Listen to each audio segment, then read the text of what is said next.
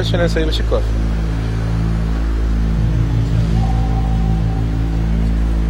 کارت ماشین همراهتون نیست؟ ببخشید.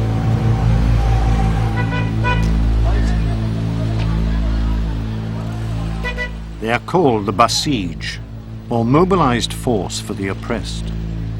Their mission, to keep Iran pure, free from corrupt Western values. Women who do not wear the Islamic veil properly are searched out and cautioned.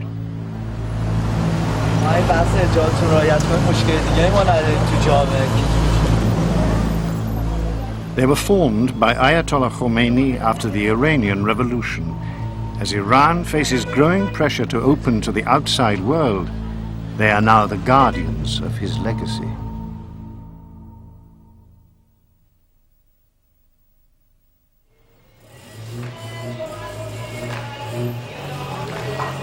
The Shahabadi Mosque in the back streets of Tehran.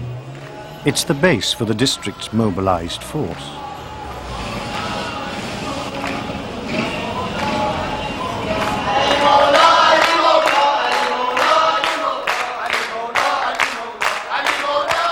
Tonight, the faithful mark the birth of one of Islam's holiest men. Ali is the first imam or leader for Shia Muslims. 13 centuries ago, he was brutally slain while he prayed.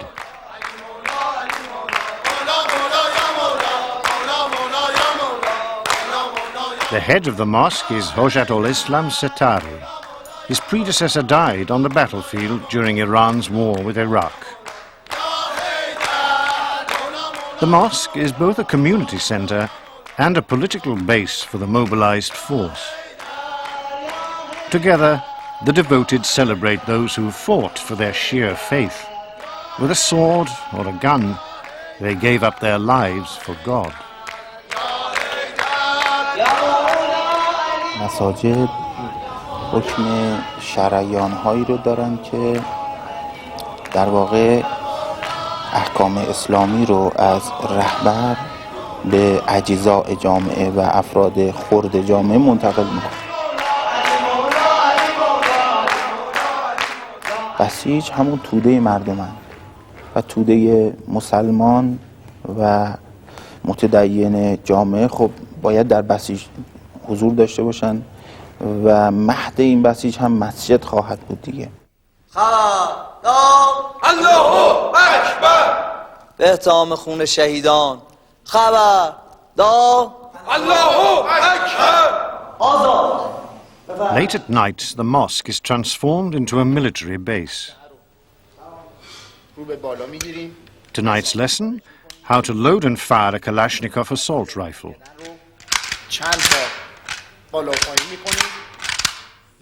The mobilized force has 300,000 members. Boys as young as 12 can join. They are taught to obey the will of God, not the orders of politicians. Hamed asks about the aiming mechanism of the rifle. He's 20 years old. He's been in the mobilized force since childhood.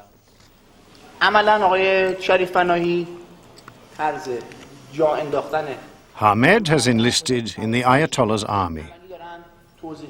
مرجع تقلید ما حضرت امام خمینی بودن که بهشون ولایت فقیه ما میگفتیم و هر چی که ایشون میگفتن نظر چه دینی، سیاسی، اخلاقی، اجتماعی تمام فرمان ایشون ما انجام میدادیم. بعد از ایشون حضرت آیت الله خامنه ای هستن که الان ما تحت امر ایشون هستیم دیگه.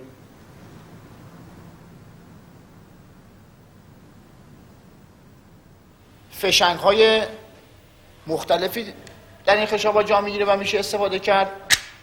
The Islamic Republic has felt under threat since its formation. The gun has become a defender of the faith. Ahmed's twin brother Mehdi shares the front row. During Iran's war with Iraq, these men and boys were the first volunteers to sacrifice their lives in defense of their country. Their main job now is to be a moral police.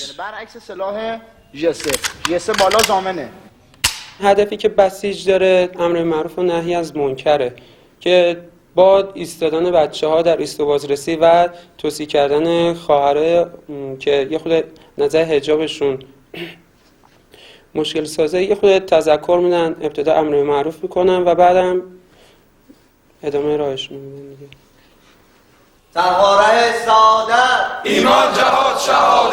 The mobilized force police the streets, seeking out vice and imposing the will of the Ayatollah.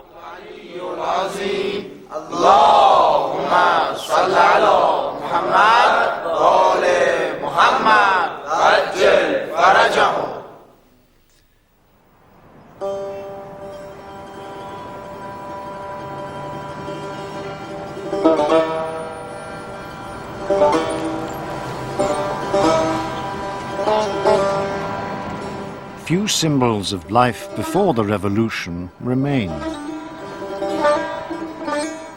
A wall divides Iran from the outside world. Illegal links to foreign culture are hidden.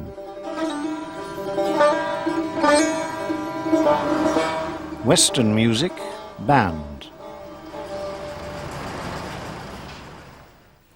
Students from Tehran University meet in secret.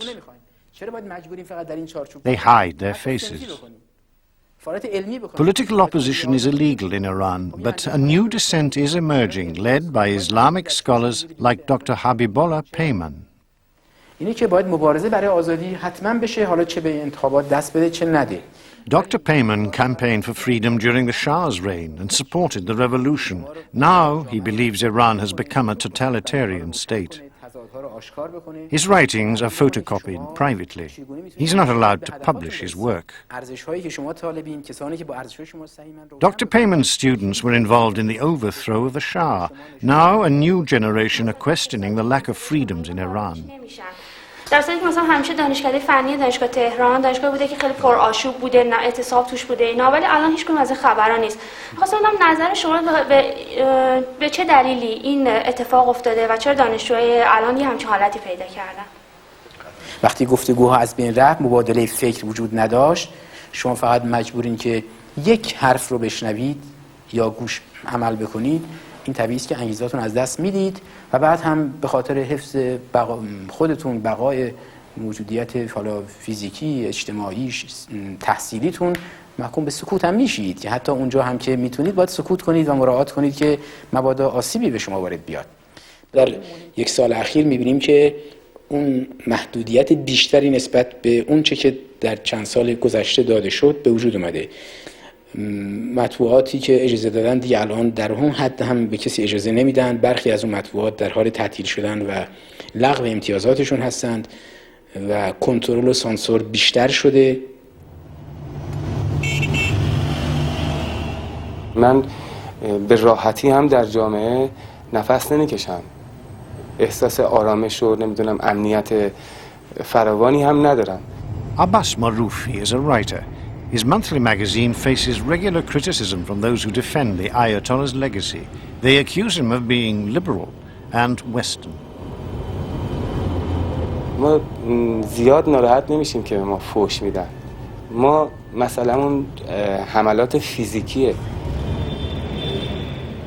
Maroufi is waging a personal battle against those who censor art in the name of Islam.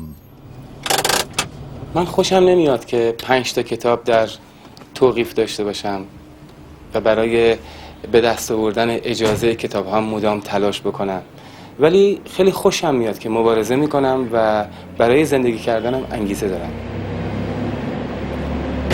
پذیرفتیم که در این مملکت باشیم. در این مملکت هم این شکل وجود داره و با این شکل یه مقدار نیروی بیشتر ما رو میطلبه، چون ما در این مملکت یاد گرفتیم که حق گرفتنیه، آزادی گرفتنیه و باید اینا رو بریم بگیریم.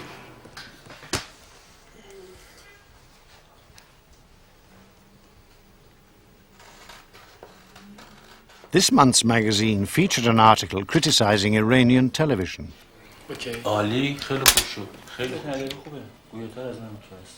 Satellite television was banned last year. Apparently the government found pop music videos offensive. ما امروز در ایران 4 کانال تلویزیون داریم، ولی خب شما میدونید این تر هم که ما داریم همین مسئله رو عنوان میکنه. همه میدونن تلویزیون در ایران دولتی است، یعنی ما در بخش خصوصی تلویزیونی نداریم. ما نگاه عمیق‌تری کردیم، یعنی ما میگیم که مردم به همه نوع موسیقی نیاز دارن، یعنی حتی به همون ماهواره هم نیاز دارن، چون به هر حال جهان داره به این سو پیش میره که جهان ارتباطاته و این مسئله اجتناب ناپذیره که ماهواره ها تمام دنیا رو زیر پوشش قرار خواهند داد. His magazine is widening the boundaries of dissent. But if an article is accused of offending Islam, the magazine faces closure. It was shut down for a time after an illustration was said to portray Islamic culture as backward when compared to a Western lifestyle. قانون میگه که آزادی وجود داره. هر کس هر جوری فکر میکنه میتونه بره بنویسه مگر آنکه مخل مبانی مثلا جمهوری اسلامی باشه. خب ما اینو میپذیریم. همه دارن کار میکنن. ولی در مقابلش یک گروه‌هایی هم حضور دارن، وجود دارن که مسئولین اعلام کردن که نمیتونن کاری بکنن.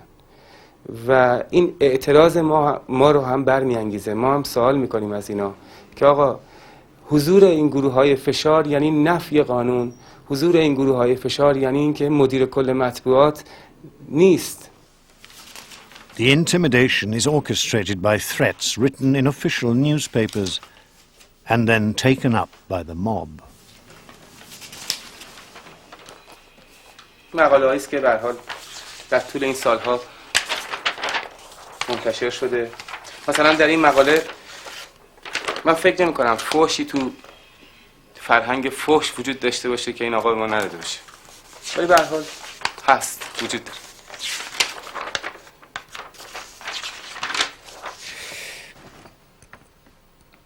عباس، من میدانستم که تو قالتاق‌ترین نویسنده این مملکتی.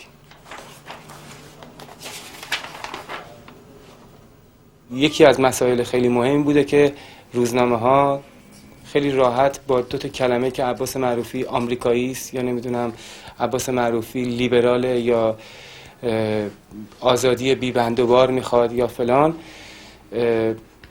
شروع کردن به تحریک کردن یه سری از مردم. گروه های فشاری وجود دارن که به هر حال تو این جامعه هستن، کاری هم نمیشه کرد.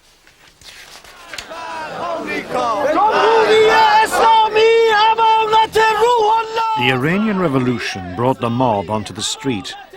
Islamic hardliners today believe the mob can be used to apply pressure on those who step out of line.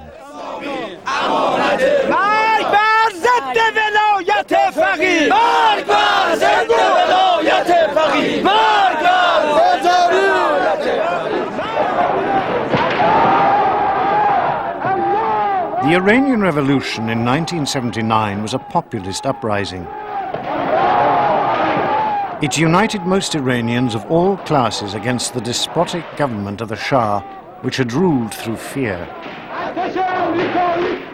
To the revolutionaries, it showed how a people, properly mobilized, can be more powerful than the gun of an enemy.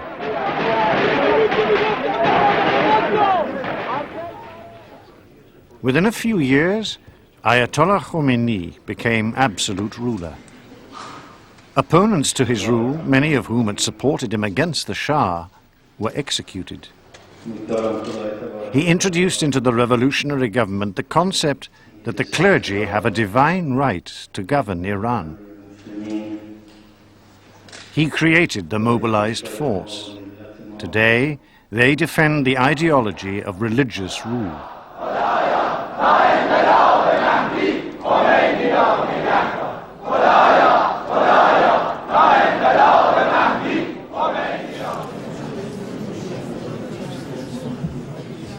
At a boys' school in Tehran, the guest is one of the senior members of the mobilized force.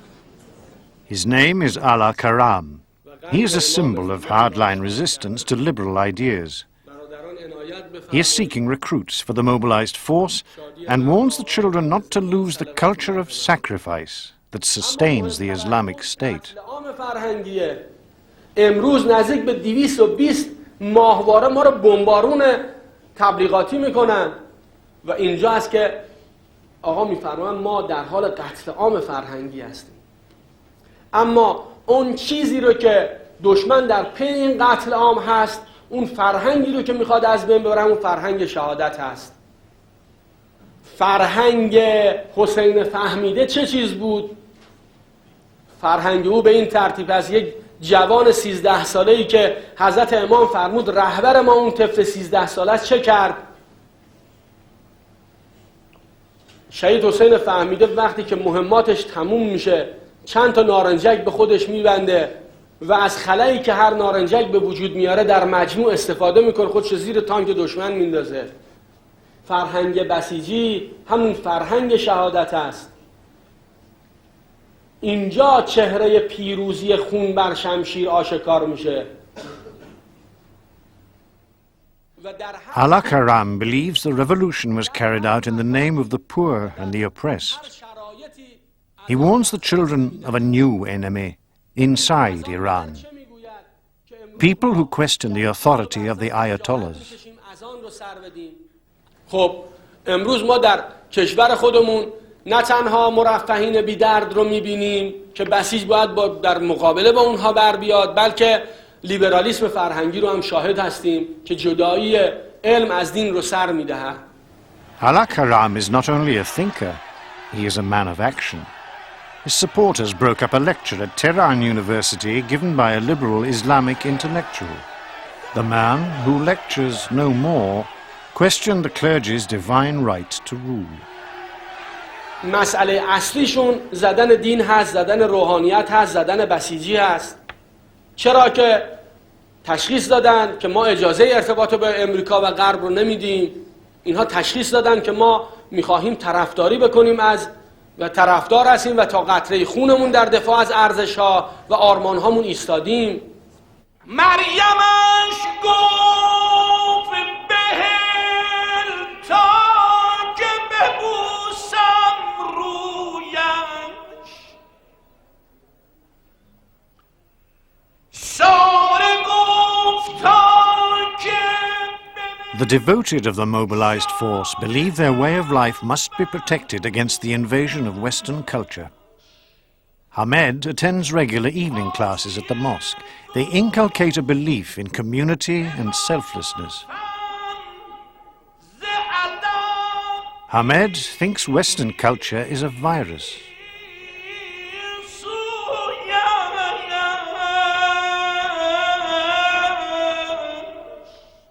بچه‌ش یکی از کارش که بود فرهنگیه، تهاجم فرهنگی در تیتر اون قرار داره. نوع کلاس ها فعلا تا حدی تونسته جلوشو بگیره و با راهپیمایی ها یا اینکه حضور خودش رو تو صحنه نشون میده. Each mosque has a room dedicated to cultural activities, mostly reciting the Quran. As well as directing young people toward wholesome hobbies, its function is to censor Western music or videos found during patrols.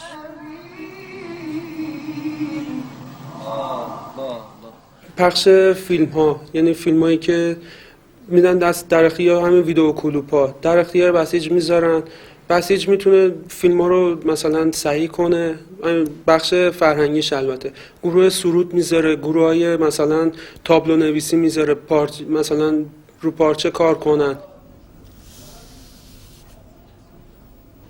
The mobilized force want to hold the hearts and minds of the young. They believe they have a right to enforce cultural purity. The outside world is seen as a political threat that can undermine the Islamic Republic. This is one reason why Iran has remained an isolated pariah state. Liberal ideas are tantamount to treachery. تهاجم فرهنگی تنها چیزیه که میتونه یه مملکت رو از پا بندازه. این تهاجم فرهنگی هم که الان شروع شده با شروع کردن با رخنه کردن در داخل جوونا، یعنی سن کم شروع شده. یعنی اونا میدونن که سن کم رو میتونن با برنامه‌ای که دارن میتونن از سن کم شروع بکنن و ریشه انقلاب رو با همین تهاجم فرهنگی میشه مثلا خدشه بهش وارد که، ولی نمیشه اپ این بردش. The most public emblem of the purification of society from Western culture is the legal requirement for women to cover their hair and body. Mariam designs traditional Iranian clothes for the wealthy women of Tehran. Her designs will be worn in public under a covering such as a black cloak or chador. Yet there are still restrictions. If I design some dresses or something, they have to have long sleeves, long skirts, not very tight, not looking sexy. Yeah. This is the best clothes I have here today. You like the sleeves? It's very old style, Iranian style. It's beautiful, isn't it? Do you like the hat? We have to wear something with it too, you know, for the evening and everything. Well, it looks good. I'm happy with it.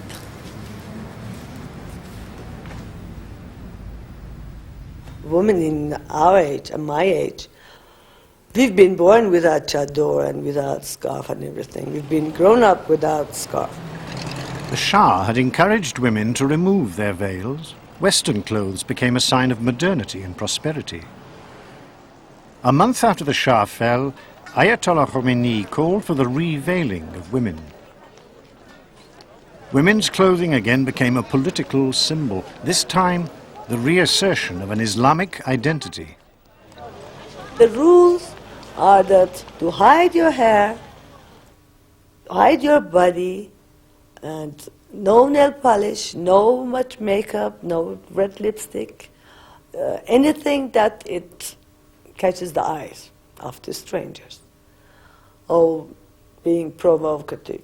No more than that.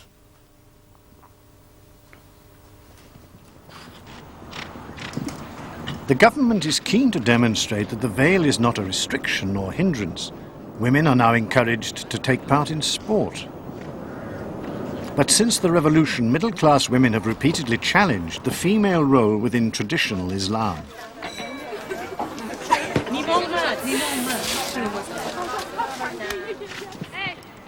Pressure from both Islamic and secular women has succeeded in placing women's rights at the center of the political debate. Although some restrictions on women have eased, the dress laws remain the hallmark of the Islamic revolution. The wearing of makeup, the amount of hair a woman shows by drawing back her scarf, are signs of defiance that the Basij, the mobilized force, will punish. Persistent offenders will be flogged.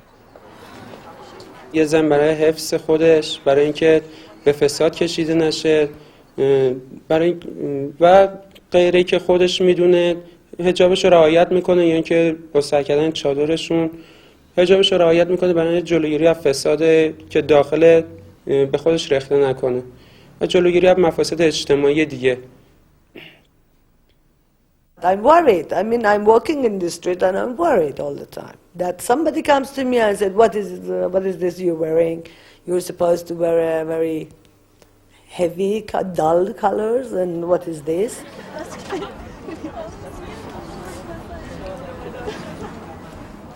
I myself had problem with wearing sunglasses. Many times they stopped me in the car, because I was alone, of course. They stopped me and asked, I mean, why are you wearing sunglasses? Take that off. That's Western and it's modern. You're not allowed to wear it. Guests who arrive for a dinner party at Mariam's apartment usually ignore the Islamic dress code. At a private party, these women wouldn't cover their hair. But if a woman is filmed deliberately not wearing a scarf in the presence of men, she would be arrested. Rejecting the dress code is a gesture of political defiance too blatant for the regime to accept. Many secular Iranians have adopted a double life. In public, they dress and behave in an Islamic way. In private, behind walls, there is another code of behavior. Laws on Islamic clothing are disregarded. In the houses, in the parties, in gatherings, They usually wear Western clothes. I mean, maybe they wear short skirts, nylon stockings, high heels, and everything like this.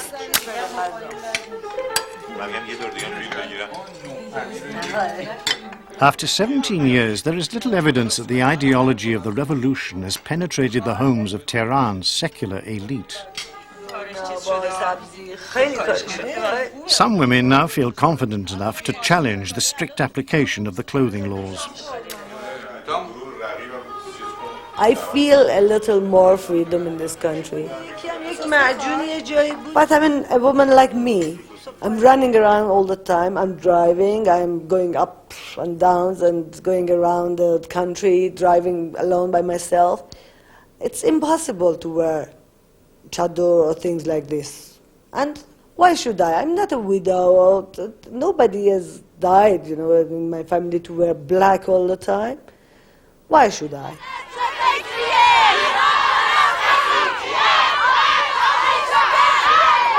After 2 decades, the outward emblems of Islamic revolution seem as powerful as ever.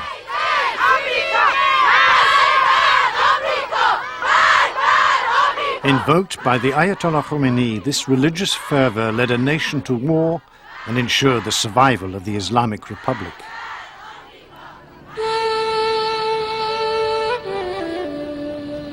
The Ayatollah's tomb is a monument to the republic created in his image. Khomeini was the charismatic and final arbiter of Iran's destiny. His death nearly 7 years ago left the government factionalized, unsure how to deliver Iran from revolution to stability. The regime derives its legitimacy from Ayatollah Khomeini, but for many, his solutions no longer solve Iran's problems.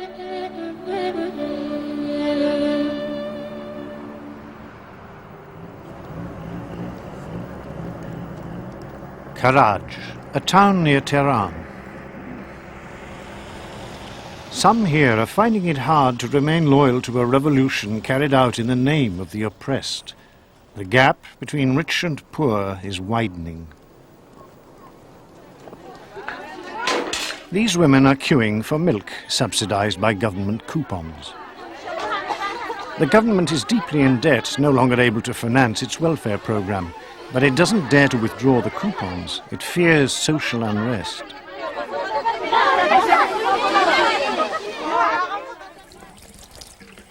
The revolution was carried out in the name of people like Ali.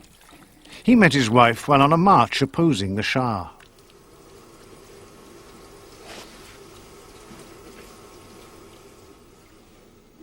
انقلاب کردیم بالاخره. انقلاب کردیم بهتر از این میشه. ما فکر می‌کنیم بهتر از این میشه.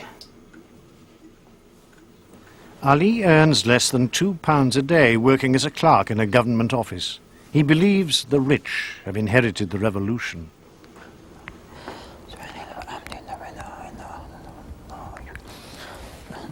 بعد خدا میگم که یه پیشامد برام نشه. برای اینکه دستم خالیه. ندارم. خب اگه منم داشته باشم خب ترسی نیست.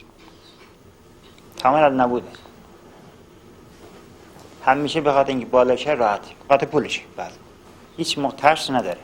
برای اینکه داره. پول داره. پول که باشم ترس هیچ موقع نداره. پول همه کار رو انجام میده.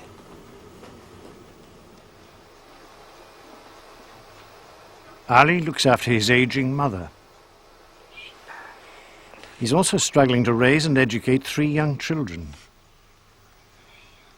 Ali built his dream on the promises of the revolution, on bringing up a family in a country where fairness and justice would triumph. ما یه سال بعد از انقلاب ما ازدواج کردیم. ما چیزی نداشتیم به اون صورت. ما اومدیم اول کاری که کردیم زمین خالی اینجا رو خریدیم. بعد پولم که نداشتیم. بعد اساس خونه و اینطور چیزا با قرض قوله تهیه کردیم اومدیم یه دونه اتاق بیشتر نتونستیم با این آشپزخونه.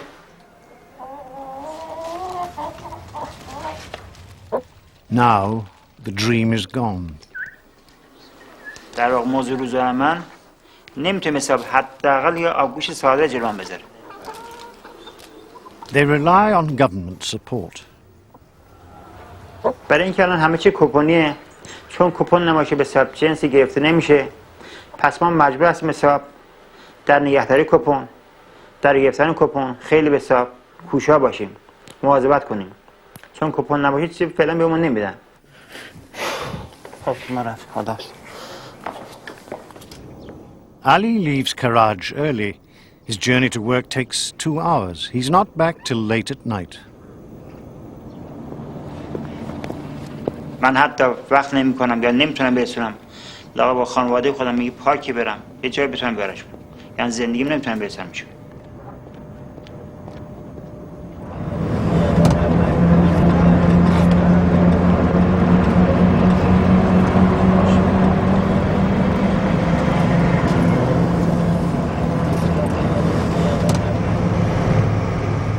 گرونه واقعا بیداد میکنه، خیلی خیلی بیداد میکنه. پارسال بهتر از این بود، دیروز بهتر از امروز بود. هر روز هی داره گرونتر میشه، منتها کسی نمیشه جوابی نمیگه.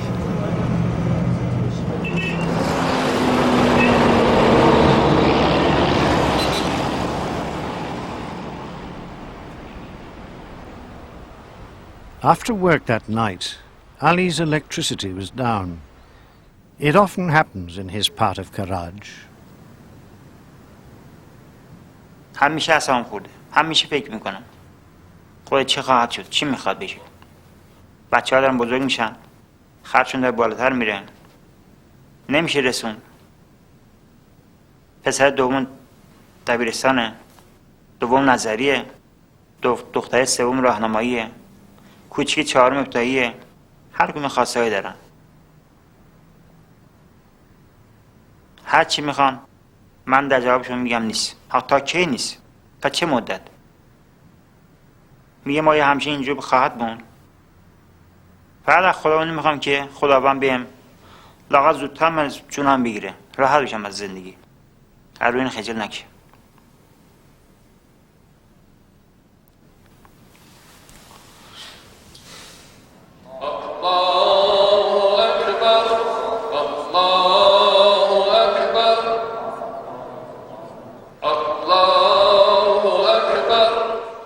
Iran's rulers have been bickering for years about how to solve the country's economic crisis. President Rafsanjani wants to introduce reforms that would open Iran's economy to the outside world. His hardline opponents, who control the mobilized force, believe links with foreign countries will threaten the revolution by introducing a cultural invasion. But the economic failure has spawned an even greater crisis. The very supporters of the revolution accuse the clergy of incompetence and challenge their divine right to govern Iran. الان که روحانیت 15 سال حکومت میکنه و فقه در معرض آزمون‌هایی قرار گرفته و در حل مسائل اجتماعی، اقتصادی و سیاسی جامعه با دشواری‌های خیلی جدی روبرو شده، طبیعتاً کل مشروعیت این جریان رو زیر علامت سوال برده و نگرانی برای حکومت و فقهای حاکم به وجود آورده. Dr. Peyman and other liberal Islamic intellectuals are the enemy within. They accuse the Ayatollahs of failing the Iranian people. روحانیت در ادعای خودش برای تحقق هدفهای انقلاب موفق نبوده. بنابراین میشه گفت به آرمانهای انقلاب خیانت شده. این حرفا رو کسانی میزنن که در این 15 سال از به عنوان سخنگویان نظام شناخته شده بودند و مورد اعتماد طرفداران ولایت فقیه بودند. این تأثیر خیلی جدی روی افکار و گرایش‌های هواداران نظام و طرفداران سنتی دین گذاشته.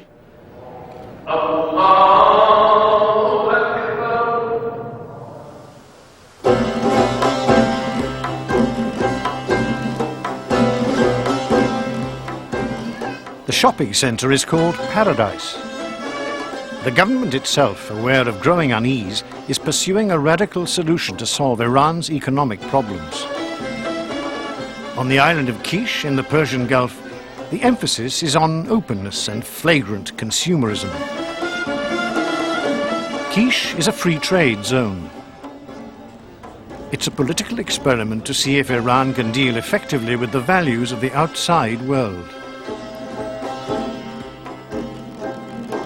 The man in charge is one of President Rafsanjani's closest economic advisors. His name, Mortaza Alviri.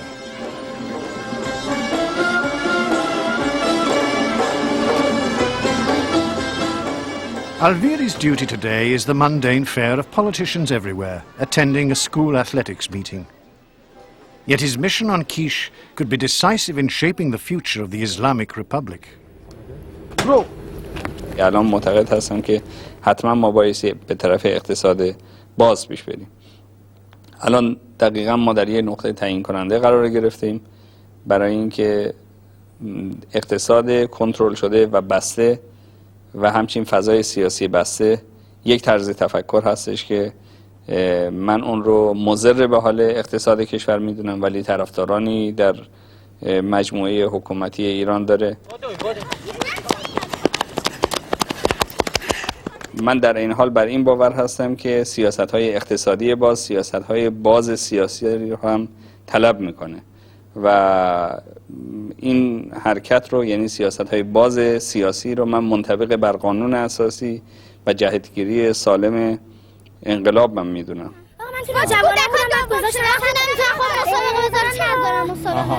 There is a row over who won the race. No different to the cacophony of conflicting views on whether Iran should open to the outside world.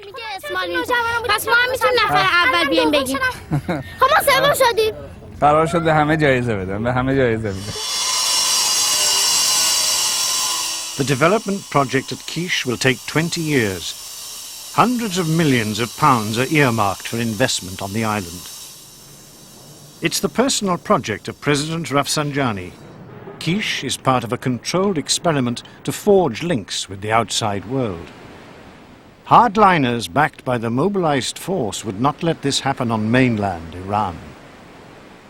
اگر اصلاح ساختار اداری و کوچک شدن تشکیلات وسیع دولتی رو ما در داخل سرزمین اصلی بخواهیم انجام بدهیم، حتما با واکنش‌های سیاسی مواجه خواهیم شد.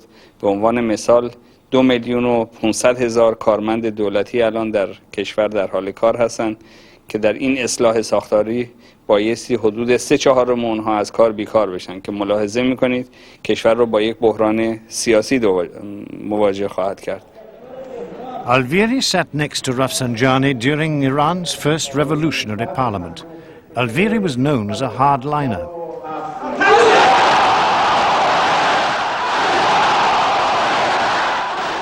Both men have gone through a transformation, shedding their revolutionary image along the way.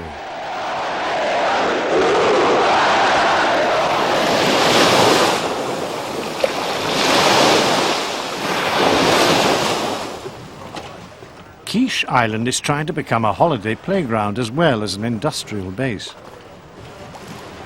The Shah began developing the resort 20 years ago. This was then a casino. Quiche is trying to present a gentler face of the Islamic Republic, one that can accommodate the values of foreigners. There are no besiege or mobilized forces in Quiche, only polite requests.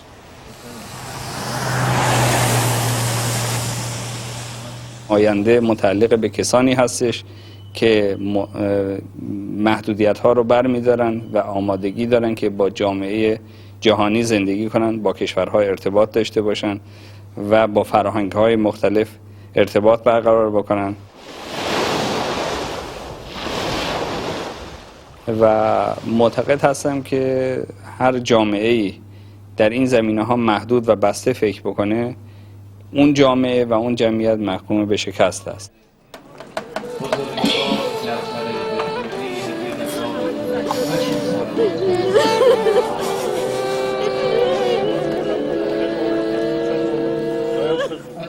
Near the tomb of Ayatollah Khomeini, the graves of 500,000 young men who died in the defense of the Islamic Republic.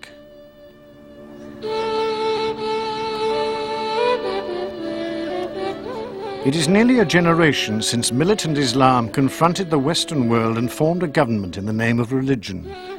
Despite the passing of years, the Islamic Republic is still trying to come to terms with its identity and its destiny.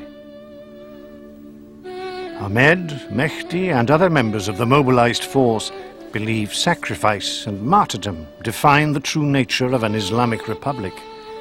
They lost their brother during the war with Iraq.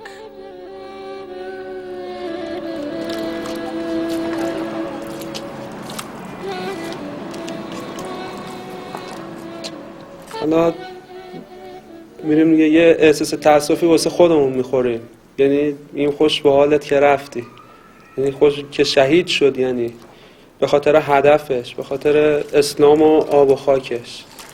یه قبطه میخوریم به حال خودمون. یکی از آرزوهاشون شهادت بود، به درجه رفیع شهادت برسن و شهادت از نظر ایشون بالاترین درجه‌ای بود که میتونستن بهش برسن. صراط الذین انعمت علیهم غیر المغضوب علیهم ولا الضالین. بسم الله الرحمن الرحیم. قل هو الله احد الله الصمد لم یلد ولم یولد ولم یکن له کفوا احد. اللهم صل علی. Mehdi and Ahmed believe they are the true inheritors of the Islamic Revolution.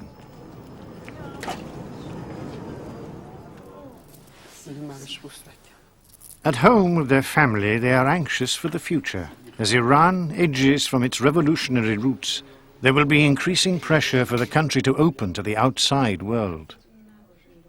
But the mother who lost her son, the father, a traditional trader, they do not want to open Iran to people who pay no respect to their culture or sacrifices. محمد میگفت این شهادت که فیض عظیمیه که هر کسی سعادتشو پیدا نمیکنه و مادر دعا کن که من شهید بشم. که ما از خدا خواستیم که خدای راضی هستیم به رضای تو و صبر کردیم.